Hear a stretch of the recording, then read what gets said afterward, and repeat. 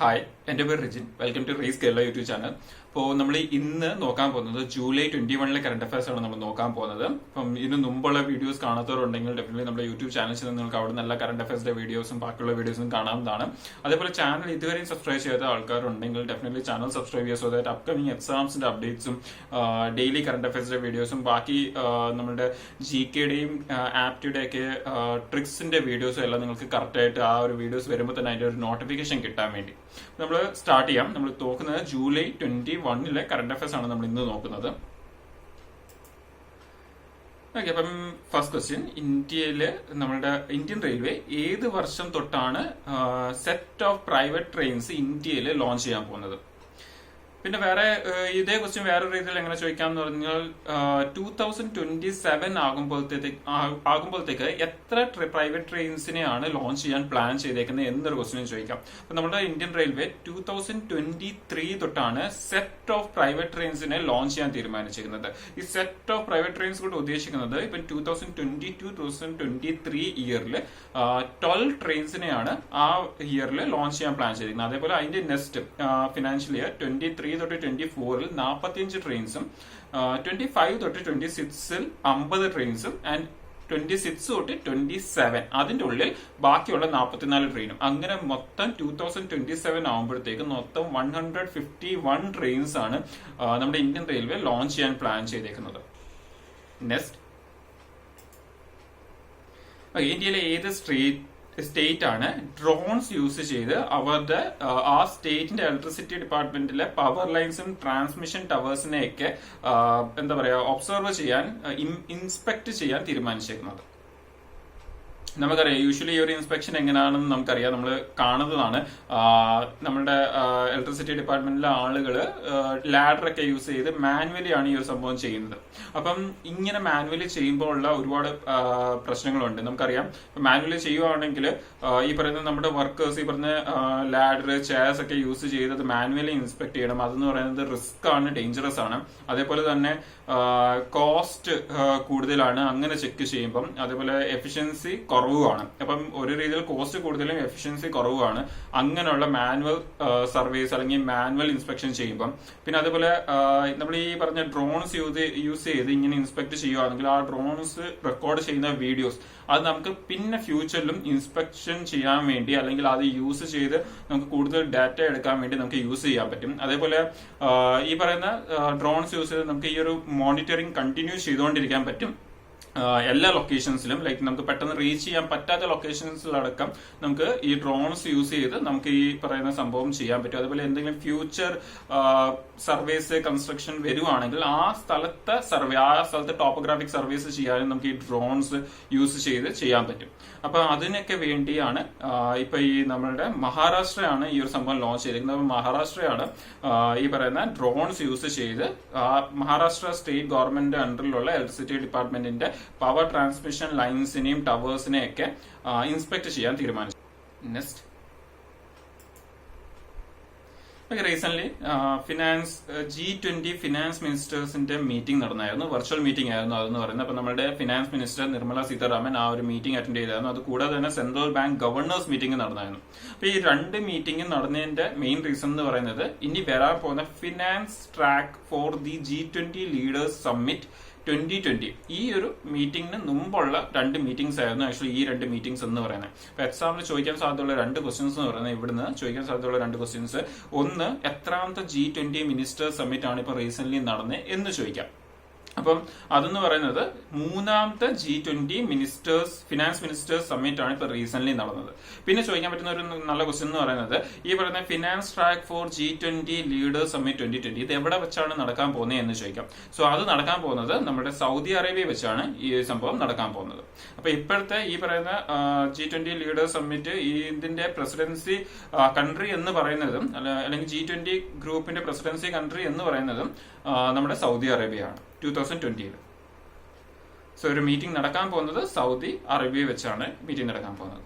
Next, global selling industries record in സെയിൽസിന്റെ ഒരു ranking recent വന്നായിരുന്നു. അപ്പൊ ഈ ഒരു റാങ്കിങ് അനുസരിച്ച് നമ്മുടെ ഇന്ത്യയുടെ റാങ്ക് എത്രയാണ്? അപ്പൊ ഇത് 2019 ഒരു റാങ്കിങ് ആയിരുന്നു ഒരു സംഭവം. ഈ റാങ്കിങ് ചെയ്യുന്നത് എന്ന് പറയുന്നത് WFDSC എന്ന് പറയുന്ന world federation of direct selling association, അവരാണ് ഈ ഒരു റാങ്കിങ് ചെയ്യുന്നത്. ഈ പറയുന്ന WFDSCന്റെ ഹെഡ്ക്വാർട്ടേഴ്സ് എന്ന് പറയുന്നത് യുണൈറ്റഡ് സ്റ്റേറ്റ്സിലാണ് ഇതിന്റെ ഒരു ഹെഡ്ക്വാർട്ടേഴ്സ് എന്ന് പറയുന്നത്. അപ്പൊ ഈ ഒരു റാങ്കിങ് അനുസരിച്ച് നമ്മുടെ ഇന്ത്യയുടെ റാങ്ക് എന്ന് പറയുന്നത് 15th റാങ്കിലാണ് ഇന്ത്യ എന്ന് പറയുന്നത്. അപ്പം ഈ ഒരു റിപ്പോർട്ട് എന്ന് പറയുന്നത് global direct selling 2019 retail sales എന്ന് പറയുന്നതാണ് ഇതിന്റെ റിപ്പോർട്ട് എന്ന് പറയുന്നത്. അപ്പൊ ഈ റാങ്കിങ് കൊണ്ടുവരുന്നത് world federation of direct selling association ആണ് ഈ ഒരു റാങ്കിങ് കൊണ്ടുവരുന്നത്. അപ്പൊ ഇന്ത്യയുടെ റാങ്ക് എന്ന് പറയുന്നത് 15th ആണ് ഇന്ത്യയുടെ റാങ്ക് എന്ന് പറയുന്നത്. അപ്പൊ റാങ്ക് 1 യുണൈറ്റഡ് സ്റ്റേറ്റ്സ് ആണ്. അപ്പൊ ഇതിന്റെ റാങ്ക് എത്രയാണെന്ന് ഓർത്ത് വെക്കുക. ഈ ഒരു ഓർഗനൈസേഷൻ, ഈ റിപ്പോർട്ടിന്റെ പേര് ഇമ്പോർട്ടന്റ് അല്ല, ബട്ട് ആ റിപ്പോർട്ട് കൊണ്ടുവരുന്ന ഓർഗനൈസേഷൻ ഏതാണെന്നുള്ളത് ഓർത്ത് വെക്കുക. അപ്പം നമ്മുടെ ഇന്ത്യയുടെ സെയിൽസ് എന്ന് പറയുന്നത് $2.477 ബില്യൺ US ആണ് നമ്മുടെ ഇന്ത്യയുടെ സെയിൽസ് എന്ന് പറയുന്നത് 2019. ഇതിന്റെ കൂടെ വരുന്ന വേറൊരു റാങ്കിങ് ഉണ്ട്. ഈ ഒരു സെയിൽസ് ഒക്കെ കാരണം നമ്മളുടെ കൺട്രി ജനറേറ്റ് ചെയ്യുന്ന എംപ്ലോയ്മെന്റിന്റെ ഒരു റാങ്കിങ്. അപ്പൊ ആ ഒരു എംപ്ലോയ്മെന്റ് റാങ്കിങ് അനുസരിച്ച് 2019 57.50 ലാക്ക് എംപ്ലോയ്മെന്റ് ആണ് നമ്മുടെ ഇന്ത്യ പ്രൊവൈഡ് ചെയ്ത് എന്ന് റെക്കോർഡ്സിലുള്ളത്. അതിൽ ആ ഒരു ഇതിന്റെ ബേസിസിൽ നമ്മുടെ ഇന്ത്യയുടെ റാങ്ക് എന്ന് പറയുന്നത് 6th പൊസിഷനാണ് വേൾഡിൽ. ഓക്കെ, നെക്സ്റ്റ് നമ്മൾ ഇത് നേരത്തെ കണ്ട ഒരു കറണ്ട് അഫയർ ആണ്, ഹോപ്പ് മിഷൻ. നമ്മൾ ഓൾറെഡി ഇത് രണ്ടുമായിട്ടും ഡിസ്കസ് ചെയ്തു. ഇൻഫാക്ട് ഇത് കറണ്ട് അഫയേഴ്സിൽ വരുന്നതിന് കുറെ ദിവസം മുമ്പ് തന്നെ നമ്മൾ ഇത് സ്റ്റാറ്റിക് ആയിട്ട് ഡിസ്കസ് ചെയ്തു. അപ്പം ഓൾറെഡി വരാൻ പോകുന്ന കറണ്ട് അഫയേഴ്സിന്റെ സ്റ്റാറ്റിക് ആംഗിൾ നമ്മൾ നേരത്തെ ഡിസ്കസ് ചെയ്യുന്നുണ്ട്. അപ്പം ഈ ഒരു ഹോപ്പ് എന്ന് പറയുന്നത് നമ്മളെ UAE-യുടെ മാർസ് മിഷനെയാണ് ഹോപ്പ് എന്ന് പറയുന്നത്, അല്ലെങ്കിൽ എമിറേറ്റ്സ് മാർസ് മിഷനെയാണ് ഹോപ്പ് എന്ന് പറയുന്നത്. അപ്പൊ റീസെന്റ് UAE-യുടെ ഈ ഒരു സാറ്റലൈറ്റ് നമ്മുടെ ജപ്പാനിലെ സ്പേസ് സ്റ്റേഷനിൽ നിന്ന്, സ്പേസ് സെന്ററിൽ നിന്ന് ലോഞ്ച് ചെയ്തായിരുന്നു. അപ്പൊ അതുകൊണ്ടാണ് ഇതിപ്പോ ന്യൂസിൽ വരാൻ കാരണം. അപ്പം എക്സാമിൽ ചോദിക്കാൻ പോകുന്ന ക്വസ്റ്റ്യൻ എന്ന് പറയുന്നത് എമിറേറ്റ് സ്പേസ് മിഷന്റെ പേര് എന്താണ് എന്ന് ചോദിക്കാം. അപ്പൊ അതെന്ന് പറയുന്നത് ഹോപ്പ് ആണ്. അതേപോലെ നമ്മുടെ UAE-യുടെ ആദ്യത്തെ മാർസ് മിഷൻ കൂടിയാണ്. ഇൻഫാക്ട് നമ്മുടെ അറബ് കൺട്രീസിലെയും അതേപോലെ ഫസ്റ്റ് വെസ്റ്റ് ഏഷ്യൻ കൺട്രീസിന്റെ നിന്നുള്ള ആദ്യത്തെ Inter planetary space mission four Mars ആണ് ഇതെന്ന് പറയുന്നത്. പിന്നെ വേറൊരു സംഭവം എന്ന് പറയുന്നത് എമിറേറ്റ്സ് മാർസ് മിഷന്റെ വേറൊരു പേര് അതെന്ന് പറയുന്നത് അൽ അമൽ എന്നും അതിനെ പറയാറുണ്ട്. അപ്പം ഈ ഒരു സംഭവത്തിന്റെ ടോട്ടൽ കോസ്റ്റ് എന്ന് പറയുന്നത് $200 മില്യൺ ആണ് ഇതിന്റെ ടോട്ടൽ കോസ്റ്റ് എന്ന് പറയുന്നത്. അപ്പം എക്സാമിൽ ചോദിക്കാൻ ചാൻസസ് ഉള്ള സംഭവം എന്ന് പറയുന്നത് ആ ഹോപ്പ് എന്ന് പറയുന്നതാണ്. ഏത് കൺട്രിയുടെ മാസ് മിഷൻ ആണെന്ന് ചോദിക്കാം, അല്ലെങ്കിൽ എമിറേറ്റ്സ് മാസ് മിഷന്റെ പേരെന്താ എന്ന് ചോദിക്കാം. സോ അത് ഓർത്ത് വെക്കുക, ഹോപ്പ് എന്നാണ് അതിന്റെ ഒരു പേര്. ഇനി ഈ ഒരു സാറ്റലൈറ്റിന്റെ ഒരു സ്റ്റാറ്റിക് ആംഗിൾ നമ്മൾ സംസാരിക്കുകയാണെങ്കിൽ ഈ ഒരു സാറ്റലൈറ്റിന്റെ ഒരു പീരീഡ് എന്ന് പറയുന്നത്, അതിന്റെ ഒരു വർക്കിംഗ് പീരീഡ് എന്ന് പറയുന്നത് മാർഷ്യൻ ഇയേഴ്സിലാണ് പറഞ്ഞേക്കുന്നത്. എന്ന് പറഞ്ഞാൽ മാർസ് പ്ലാനറ്റിനെയാണ് ഇത് ഒബ്സർവ് ചെയ്യാൻ പോകുന്നത്. അപ്പൊ മാർഷ്യൻ ഇയേഴ്സിലാണ് പറഞ്ഞേക്കുന്നത്. അപ്പൊ ഒരു മാർഷ്യൻ ഇയർ ആണ് നമ്മളുടെ ആ ഒരു സാറ്റലൈറ്റ് വർക്ക് ചെയ്യാൻ പോകുന്നത്. അപ്പം ശരിക്കും ആ ഒരു മാർഷ്യൻ ഇയർ എന്ന് പറയുന്നത് 687 ഡേയ്സ് ആണ് ഒരു മാർഷ്യൻ ഇയർ എന്ന് പറയുന്നത്. അപ്പം ഇത് നമ്മളുമായിട്ടുള്ള എങ്ങനെ റിലേറ്റഡ് എന്ന് പറഞ്ഞു കഴിഞ്ഞാൽ എക്സാമിൽ ഇങ്ങനെ ചോദിക്കാം, ഒരു മാർഷ്യൻ ഇയർ എന്ന് പറയുന്നത് എത്ര എർത്ത് ഇയേഴ്സ് ആണെന്നും ചോദിക്കാം. അപ്പൊ ഒരു മാർഷ്യൻ ഇയർ എന്ന് പറയുന്നത് 2 എർത്ത് ഇയേഴ്സ് ആണ്. ഓക്കെ, ഒരു മാർഷ്യൻ ഇയർ എന്ന് പറയുന്നത് 687 ഡേയ്സ് ആണ്. ആ ഒരു ഡേയ്സ് ചോദിക്കാൻ ചാൻസസ് ഇല്ല, പക്ഷെ ഇങ്ങനെ ചോദിക്കാം, ഒരു മാർഷ്യൻ ഇയർ എന്ന് പറയുന്നത് എത്ര എർത്ത് ഇയേഴ്സ് ആണെന്ന് ചോദിക്കാം. സോ ഒരു മാർഷ്യൻ ഇയർ എന്ന് പറയുന്നത് 2 എർത്ത് ഇയേഴ്സ് ആണ്. ഓക്കെ, ഇത് റിലേറ്റഡ് സ്റ്റാറ്റിക് ക്വസ്റ്റ്യൻ ആണ് എന്ന് പറയുന്നത്. മേ ബി ഈ ഒരു സംഭവം ന്യൂസിൽ ഉണ്ടായതുകൊണ്ട് ഇത് റിലേറ്റഡ് ഇങ്ങനൊരു സ്റ്റാറ്റിക് ക്വസ്റ്റ്യൻ ചോദിക്കാനുള്ള ചാൻസസ് ഉണ്ട്. നെക്സ്റ്റ്, ഓക്കെ, നമ്മുടെ ഇന്ത്യയിൽ റീസെന്റ് ഒരു ആപ്പ് ലോഞ്ച് ചെയ്തു. ആ ആപ്പ് ലോഞ്ച് ചെയ്തത് നമ്മുടെ ടേർട്ടിൽസിന്റെ ട്രാക്കിങ്ങിനും അതിനെ ലൊക്കേറ്റ് ചെയ്യാനും അതിന്റെ കൺസർവേഷൻ ഇതിനൊക്കെ വേണ്ടിയാണ് ഈ ഒരു ആപ്പ് ലോഞ്ച് ചെയ്തേക്കുന്നത്. അതിനെ കുറിച്ചുള്ള ഇൻഫർമേഷൻ അങ്ങനെയൊക്കെ. അപ്പൊ ആ ആപ്പിന്റെ പേര് എന്താണ് എന്നുള്ളതാണ് ഇമ്പോർട്ടന്റ്. അപ്പൊ ആ ആപ്പിന്റെ പേര് എന്ന് പറയുന്നത് കുർമ എന്നാണ് ആ ആപ്പിന്റെ പേര്. അപ്പൊ എക്സാമില് ഒന്നുകിൽ ഡയറക്ട്ലി ആപ്പ് ചോദിക്കാം, അല്ലെങ്കിൽ ചോദിക്കാൻ പോകുന്നതെന്ന് പറഞ്ഞാൽ ഈ ഒരു ആപ്പ് ഏത് ടൈപ്പ് കാറ്റഗറി ഓഫ് ആനിമൽസിന് വേണ്ടിയാണ് ഇത് ലോഞ്ച് ചെയ്തേക്കുന്നത് എന്ന് വേണമെങ്കിൽ ചോദിക്കാം. അപ്പം ടേർട്ടിൽസിന്റെ കൺസർവേഷനും അതിന്റെ ട്രാക്കിങ്ങിനും ഒക്കെ വേണ്ടിയാണ് ഈ ഒരു ആപ്പ് ലോഞ്ച് ചെയ്തേക്കുന്നത്. നെക്സ്റ്റ്, സൂരജ് കഥേ മർദ നെഹി. ഇത് ഒരു ബുക്കാണ്. ഈ ഒരു വേർഡിന്റെ പേര് എന്ന് പറയുന്നത്, മീനിങ് എന്ന് പറയുന്നത് സൺ നെവർ ഡൈസ് എന്നാണ് ഇതിന്റെ ഒരു മീനിങ്. അപ്പൊ ആരുടെയാണ് ഈ ബുക്ക്, അല്ലെങ്കിൽ ബുക്കിന്റെ ഓതർ ആരാണ്?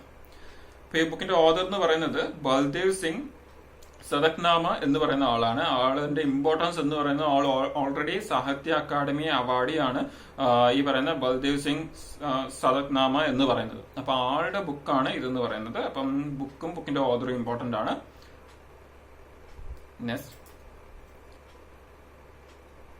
തങ്കംസ് എന്ന് പറയുന്ന ഒരു ബുക്ക് റീസെന്റ് നമ്മുടെ ഇന്ത്യയിൽ ഒരു സ്റ്റേറ്റ് ലോഞ്ച് ചെയ്തു. അപ്പൊ ഏത് സ്റ്റേറ്റ് ആണ് ലോഞ്ച് ചെയ്തത്, എന്താണ് ഈ തങ്കംസിന്റെ ഒരു ഇമ്പോർട്ടന്റ്, അല്ലെങ്കിൽ എന്താണ് ഈ ഒരു ബുക്കിൽ പറഞ്ഞേക്കുന്നത്?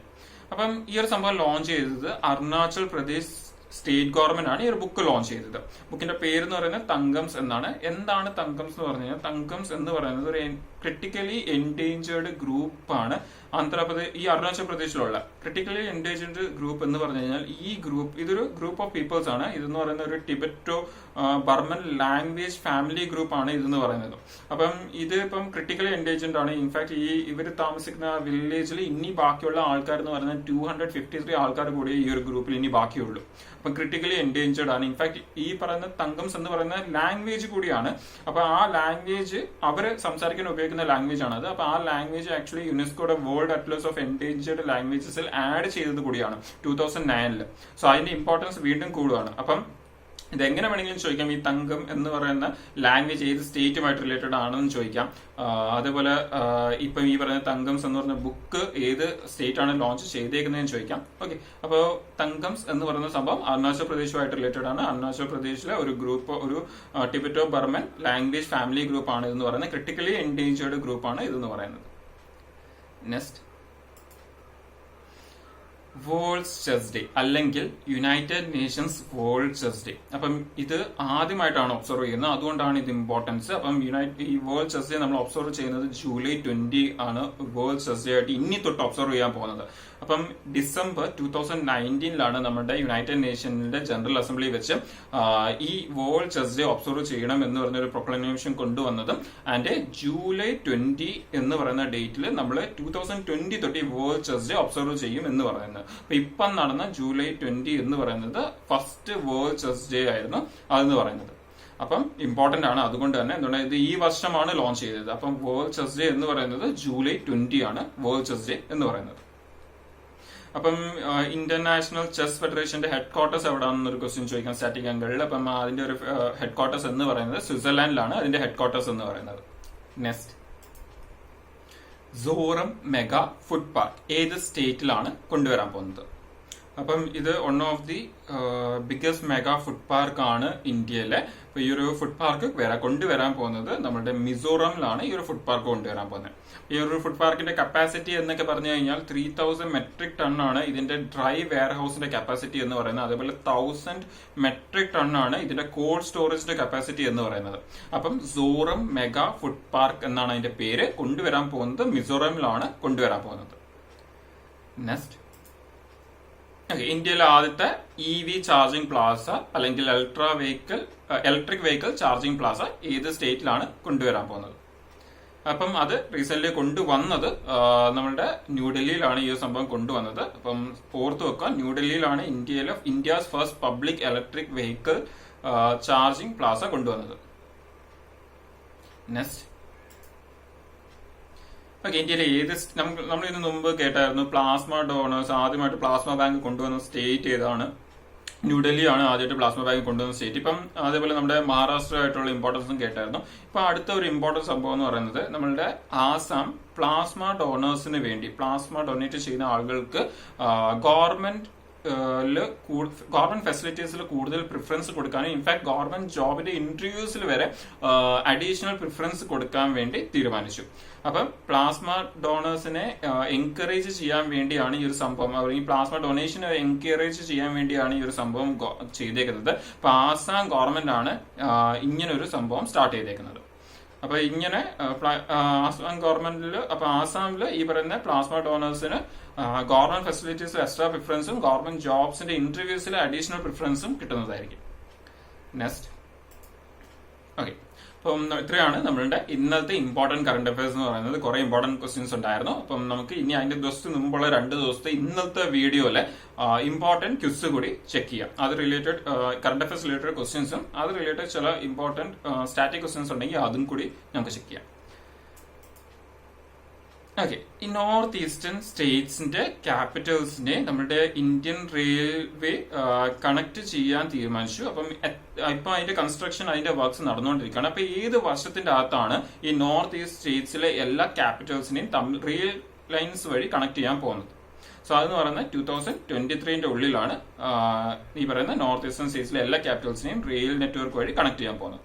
Next, bilateral air bubbles. ഇപ്പം ബയലാട്രൽ എയർ ബബിൾസ് റീസെന്റ് നമ്മുടെ ഇന്ത്യ ഏതൊക്കെ കൺട്രിയുമായിട്ടാണ് എസ്റ്റാബ്ലിഷ് ചെയ്തത്? നമ്മൾ ഇന്നലെ കണ്ടായിരുന്നു. ഫ്രാൻസ്, ജർമ്മനി, യുണൈറ്റഡ് സ്റ്റേറ്റ്സ്, ഈ 3 കൺട്രി ആയിട്ടാണ് റീസെന്റ് നമ്മുടെ India bilateral air bubbles establish ചെയ്തത്. എന്താണ് ഈ ബയലാട്രൽ എയർ ബബിൾസ് എന്നൊക്കെ പറയുന്നത് എന്താണെന്നുള്ളത് നമ്മൾ ഇന്നത്തെ വീഡിയോയിൽ ഡീറ്റെയിൽ ആയിട്ട് കണ്ടായിരുന്നു.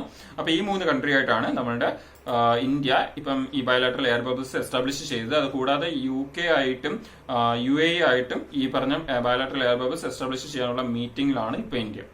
Next,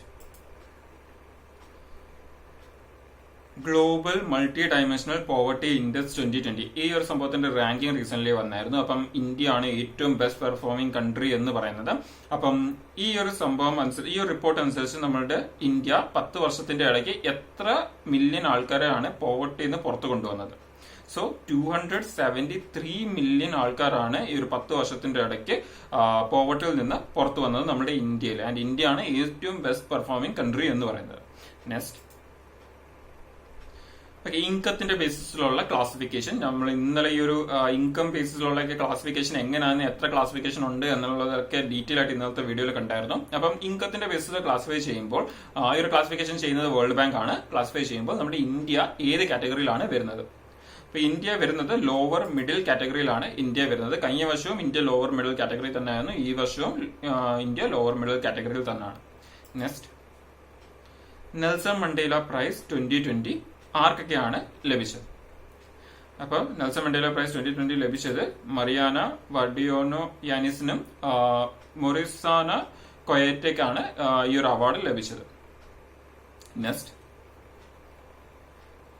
water heroes award. ഈ ഒരു അവാർഡ് കൊടുക്കുന്നത് ജൽശക്തി മിനിസ്ട്രി ആണ് ഈ ഒരു അവാർഡ് കൊടുക്കുന്നത്. അപ്പം ഈ ഒരു അവാർഡ് എന്തിനാ കൊടുക്കുന്നത് എന്നുള്ളതൊക്കെ നമ്മൾ ഇന്നത്തെ വീഡിയോ കണ്ടായിരുന്നു. അപ്പം ഏത് റെയിൽവേ ഡിവിഷനാണ് ഈ ഒരു അവാർഡ് ലഭിച്ചേക്കുന്നത്? ഈ ഒരു അവാർഡ് ലഭിച്ചത് ഓങ്കോളെ സബ് ഡിവിഷണൽ ഓഫീസിനാണ് ഈ ഒരു അവാർഡ് ലഭിച്ചത്. അപ്പൊ ഇവിടുത്തെ ക്വസ്റ്റ്യൻ എന്ന് പറയുന്നത് ഈ ഓങ്കോളെ സബ് ഡിവിഷണൽ ഓഫീസ് അല്ലെങ്കിൽ റെയിൽവേയുടെ ഈ സബ് ഡിവിഷണൽ ഓഫീസ് ഏത് റെയിൽവേ സോണിന്റെ അണ്ടറിലാണ് എന്നുള്ളതാണ് ക്വസ്റ്റ്യനിൽ ചോദിച്ചിരിക്കുന്നത്. അപ്പൊ ഈ ഓങ്കോളെ സബ് ഡിവിഷൻ ഓഫീസ് എന്ന് പറയുന്നത് വിജയവാഡ അണ്ടറിലാണ് വരുന്നത്. വിജയവാഡ ഡിവിഷന്റെ അണ്ടറിലാണ് വരുന്നത്. ആൻഡ് വിജയവാഡ നമുക്കറിയാം ആന്ധ്രാപ്രദേശിലാണ്. ആൻഡ് ആന്ധ്രാപ്രദേശ് എന്ന് പറയുന്നത് സൗത്ത് സെൻട്രൽ റെയിൽവേന്റെ അണ്ടറിലാണ് വരുന്നത്. നെക്സ്റ്റ്, ഓക്കെ, റീസെന്റ് നമ്മുടെ prime minister United Nations economic and social കൗൺസിലിന്റെ മീറ്റിംഗ് വെർച്വലി അറ്റൻഡ് ചെയ്തായിരുന്നു. അതിലൊരു കീനോട്ട് അഡ്രസ് ഒക്കെ കൊടുത്തായിരുന്നു. അപ്പം എവിടാണ് ഈ United Nations economic and social കൗൺസിലിന്റെ ഹെഡ് ക്വാർട്ടേഴ്സ് എന്ന് പറയുന്നത്? അപ്പൊ ഈ ഒരു സംഭവത്തിന്റെ ഹെഡ് ക്വാർട്ടേഴ്സും ഈ ഒരു സംഭവത്തിന്റെ മീറ്റിംഗും എന്ന് പറയുന്നത് രണ്ടും നമ്മുടെ ന്യൂയോർക്കിലാണ് നടന്നത്. നെക്സ്റ്റ്, ഓക്കെ, ഇന്ത്യയുടെ first overseas oil stock pile ഏത് കൺട്രിയിലാണ് കൊണ്ടുവരാൻ പോകുന്നത്? സോ അത് കൊണ്ടുവരാൻ പോകുന്നത് യുണൈറ്റഡ് സ്റ്റേറ്റ്സിലാണ് കൊണ്ടുവരാൻ പോകുന്നത്. Next, FIFA men's football world cup 2022 ഏത് കൺട്രിയിൽ വെച്ചാണ് നടക്കാൻ പോകുന്നത്, അല്ലെങ്കിൽ ഏത് കൺട്രിയാണ് അത് ഹോസ്റ്റ് ചെയ്യുന്നത്? സോ അത് ഹോസ്റ്റ് ചെയ്യുന്നത് ഖത്തറാണ് അത് ഹോസ്റ്റ് ചെയ്യുന്നത്. Next, okay, Nelson Mandela international day ഏത് ഡേറ്റിലാണ് നമ്മൾ ഒബ്സർവ് ചെയ്യുന്നത്? സോ ഈ ഒരു സംഭവം നമ്മൾ ഒബ്സർവ് ചെയ്യുന്നത് ജൂലൈ 18 ആണ് നമ്മൾ ഒബ്സർവ് ചെയ്യുന്നത്. Next, international centre of automotive technology recent ഒരു ഇ പോർട്ടൽ ലോഞ്ച് ചെയ്തു. അപ്പൊ ആ ഈ ഒരു ഇ പോർട്ടലിന്റെ പേര് എന്താണ് എന്നുള്ളതാണ് ക്വസ്റ്റ്യൻ എന്ന് പറയുന്നത്. അപ്പം ആ ഒരു ഇ പോർട്ടലിന്റെ പേര് എന്ന് പറയുന്നത് ആസ്പയർ എന്നാണ് ആ ഒരു ഇ പോർട്ടലിന്റെ പേര് എന്ന് പറയുന്നത്. അപ്പം ഈ ഇന്റർനാഷണൽ സെന്റർ ഓഫ് ഓട്ടോമോട്ടീവ് ടെക്നോളജിയുടെ ഹെഡ് ക്വാർട്ടേഴ്സ് എവിടെയാണെന്ന് ചോദിക്കാം. അതൊരു ഇമ്പോർട്ടന്റ് ആണ്. ബിക്കോസ് അതിന്റെ ഹെഡ് ക്വാർട്ടേഴ്സ് ഇന്ത്യയിലാണ്. ഇന്ത്യയിലെ ഹരിയാനയിലാണ് ഇതിന്റെ ഹെഡ് ക്വാർട്ടേഴ്സ് എന്ന് പറയുന്നത്. നെക്സ്റ്റ്, പ്രധാനമന്ത്രി സ്വാനിധി യോജന. അപ്പം ഇത് ആർക്ക് വേണ്ടിയുള്ളതാണ് നമ്മൾ ഇന്നലെ ഡിസ്കസ് ചെയ്തായിരുന്നു. ഇതിനു മുമ്പ് ഒരുപാട് വീഡിയോസിൽ നമ്മൾ ഇതേ സെയിം സംഭവം വീണ്ടും ഡിസ്കസ് ചെയ്തായിരുന്നു. സ്ട്രീറ്റ് വെൻഡേഴ്സിന് വേണ്ടിയുള്ള ഒരു സംഭവമാണ് ഇതെന്ന് പറയുന്നത്. അപ്പൊ ഏത് മിനിസ്ട്രിന്റെ അണ്ടറിലാണ് ഈ ഒരു സംഭവം വരുന്നത്? ഇതിന്റെ മൊബൈൽ ആപ്പ് ഇപ്പം റീസെന്റ് ലോഞ്ച് ചെയ്തായിരുന്നു. സോ അത് അതുകൊണ്ട് തന്നെ ഈ പ്രധാനമന്ത്രി സ്വാനിധി യോജന വീണ്ടും ന്യൂസിലുണ്ട്. സോ ഇത് വരുന്നത് നമ്മുടെ ministry of housing and urban അഫയേഴ്സിന്റെ അണ്ടറിലാണ് ഈ ഒരു സംഭവം വരുന്നത്. Next, okay, Kaziranga national park ഏത് സ്റ്റേറ്റിലാണ്? അപ്പം ഇതൊരു സ്റ്റാറ്റിക് ക്വസ്റ്റ്യൻ ആണ്, നമുക്കറിയാം. ഈ ഒരു സംഭവം ഇപ്പം ഈ ഒരു ഇതിന്റെ കൂടെ ഇൻക്ലൂഡ് ചെയ്യാൻ കാരണം ഞാൻ നേരത്തെയും പറഞ്ഞിട്ടുണ്ട്, നമ്മുടെ കറണ്ട് അഫയേഴ്സിൽ ഇമ്പോർട്ടന്റ് ആയിട്ടുള്ള ഏതെങ്കിലുമൊക്കെ നാഷണൽ പാർക്സ് ആണ് നമ്മുടെ അപ്കമിംഗ് എക്സാംസിൽ നമുക്ക് ചോദിക്കുന്നത്. അപ്പൊ നമുക്കത് കാണുമ്പോൾ സ്റ്റാറ്റിക് ക്വസ്റ്റ്യൻ ആണ് തോന്നുമെങ്കിലും ആ ഒരു സംഭവമായിട്ട് റിലേറ്റഡ് എന്തെങ്കിലും ഇപ്പൊ റീസെന്റ് ന്യൂസിൽ കാണാം. അപ്പൊ ഇപ്പൊ നമുക്ക് ആസാമിൽ ഫ്ലഡ് വന്നത് നമുക്കറിയാം. അപ്പം ഈ ഒരു കാസിരംഗ നാഷണൽ പാർക്ക് നമുക്ക് എല്ലാവർക്കും അറിയാം ആസാമിലാണ് എന്നുള്ളത്. അപ്പം റീസെന്റ് അവിടെ ഫ്ലഡ് വന്നായിരുന്നു. അത് കൂടാതെ ഒരു ഇമ്പോർട്ടന്റ് സംഭവം എന്ന് പറയുന്നത് നമ്മൾ കുറച്ച് ദിവസം മുമ്പുള്ള ഒരു കറണ്ട് അഫയേഴ്സിൽ കണ്ടായിരുന്നു, നമ്മുടെ 21st സെഞ്ചുറിയിൽ തന്നെ ആദ്യമായിട്ട് ഇന്ത്യയിലെ ഗോൾഡൻ ടൈഗറിനെ ആദ്യമായിട്ട് കണ്ടുപിടിച്ചത് ഈ കാസിരംഗ നാഷണൽ പാർക്കിലാണ് ലൊക്കേറ്റ് ചെയ്തത്. അപ്പം അതുകൊണ്ട് തന്നെയാണ് ഇത് ഇമ്പോർട്ടന്റ് എന്ന് പറയുന്നത്. സോ നമ്മുടെ ഈ ഗോൾഡൻ ടൈഗറിനെ കണ്ടുപിടിച്ചത് ഈ കാസിരംഗ നാഷണൽ പാർക്കിലാണ്. സോ അതുകൊണ്ടാണ് ഈ ക്വസ്റ്റ്യൻ കൂടി ഇൻക്ലൂഡ് ചെയ്തത്. നെക്സ്റ്റ്, ഭാഗീരഥി റിവർ ഏത് സ്റ്റേറ്റിലാണ് ഒറിജിനേറ്റ് ചെയ്യുന്നത്? സോ അഗെയിൻ ഇത് കറണ്ട് അഫയർ ആംഗിളിൽ വലിയ ഇമ്പോർട്ടന്റ് അല്ലാത്ത രീതിയിൽ ഉണ്ട്. ബിക്കോസ് ഈ ഭാഗീരഥി എന്ന് പറയുന്ന ഒരു എക്കോ സെൻസിറ്റീവ് സോൺ ആണ്. ആൻഡ് ഈ ഭാഗീരഥി റിവറിന്റെ അടുത്തായിട്ടുള്ള റോഡ്സിനെ എല്ലാം ഇപ്പം ഡെവലപ്പ് ചെയ്യാൻ റീസെന്റ് തീരുമാനിച്ചു. അപ്പൊ അതുകൊണ്ട് അത് ചെറിയ രീതിയിൽ ന്യൂസിലുണ്ട്. അപ്പൊ ഈ ഭാഗീരഥി റിവർ ഏത് സ്റ്റേറ്റിലാണ് ഒറിജിനേറ്റ് ചെയ്യുന്നത്? അപ്പം ഭാഗീരഥി റിവർ ഒറിജിനേറ്റ് ചെയ്യുന്നത് ഉത്തരാഖണ്ഡിലാണ് ഈ ഒരു ഭാഗീരഥി റിവർ ഒറിജിനേറ്റ് ചെയ്യുന്നത്. നെക്സ്റ്റ്, അൽ ബയത്ത് സ്റ്റേഡിയം ഏത് കൺട്രിയിലാണ്? ഇതും നമ്മൾ ഇന്നലത്തെ കറണ്ട് അഫയേഴ്സിൽ കണ്ടായിരുന്നു. അൽ ബയത്ത് സ്റ്റേഡിയം എന്ന് പറയുന്നത് ഖത്തറിലാണ്. അപ്പം നമ്മുടെ ഫീഫ ഫുട്ബോൾ വേൾഡ് കപ്പ് നടക്കാൻ പോകുന്നത് 2022 നടക്കാൻ പോകുന്നത് ഖത്തറിൽ ഈ അൽ ബയത്ത് സ്റ്റേഡിയത്തിൽ വെച്ചാണ് നടക്കാൻ പോകുന്നത്. Next, Nagarhole national park and tiger reserve ഏത് സ്റ്റേറ്റിലാണ്? അപ്പോൾ അഗെയിൻ ഇത് എന്ന് പറയുന്നത് കർണാടകയിലാണ്. ഈ ഒരു ക്വസ്റ്റ്യൻ ഇൻക്ലൂഡ് ചെയ്യാൻ കാരണം നമുക്കറിയാം, കുറച്ച് ദിവസം മുമ്പ് ഒരു ഡിഫറെന്റ് ഒരു റെയർ ബ്ലാക്ക് പാന്തറിനെ ഈ ടൈഗർ റിസർവിൽ സ്പോട്ട് ചെയ്തായിരുന്നു. സോ അതുകൊണ്ട് തന്നെ ഇതും ന്യൂസിലുണ്ടായിരുന്നു. സോ ഈ ഒരു നാഷണൽ പാർക്കും ഈ അപ്കമിംഗ് എക്സാമിന് വേണ്ടി ഇമ്പോർട്ടന്റ് ആണ്. സോ ഇതേപോലത്തെ സ്റ്റാറ്റിക് ക്വസ്റ്റ്യൻസ് നമ്മുടെ കറണ്ട് അഫയേഴ്സുമായിട്ട് ഡയറക്ട്ലി ഓർ ഇൻഡയറക്ട്ലി റിലേറ്റഡ് ആണ്. അപ്പം അതുകൊണ്ട് തന്നെ ഇതിന് ഇമ്പോർട്ടൻസ് ആൻഡ് ഈ ഒരു വരുന്ന എക്സാംസിൽ ചോദിക്കാൻ ഈ നാഷണൽ പാർക്സ് ഇതൊക്കെ സ്റ്റാറ്റിക് ക്വസ്റ്റ്യൻസ് ആണെന്ന് നമുക്ക് തോന്നുമെങ്കിലും ഡയറക്ട്ലി ഇത് കറണ്ട് അഫയറുമായിട്ട് എങ്ങനെയെങ്കിലുമൊക്കെ റിലേറ്റഡ് ആയിരിക്കും. സോ കറണ്ട് അഫയേഴ്സ് നല്ലപോലെ പഠിച്ചുകൊണ്ടിരിക്കുക, അത് റിവൈസ് ചെയ്തുകൊണ്ടിരിക്കുക നിങ്ങൾ അപ്കമിംഗ് എക്സാംസിന് വേണ്ടി. അപ്പോൾ നമുക്ക് ഇപ്പം ഇത്രയാണ് നമ്മുടെ ലാസ്റ്റ് ഡേയിലെ ഇമ്പോർട്ടന്റ് കറണ്ട് അഫയേഴ്സ്. അതിന് മുമ്പത്തെ 2 ദിവസത്തെ ഇമ്പോർട്ടന്റ് എക്സാം പോയിന്റ് ഓഫ് വ്യൂള്ള ക്വസ്റ്റ്യൻസ്, സ്റ്റാറ്റിക് ക്വസ്റ്റ്യൻസും കറണ്ട് അഫയേഴ്സ് ക്വസ്റ്റ്യൻസും. അപ്പോൾ ഇനിയിപ്പം നാളെ നമുക്ക് വീണ്ടും കാണാം. ഇന്നത്തെ ഇമ്പോർട്ടന്റ് കറണ്ട് അഫയേഴ്സുമായിട്ട് എല്ലാവരും പ്രിപ്പയർ ചെയ്തുകൊണ്ടിരിക്കാം. Thank you.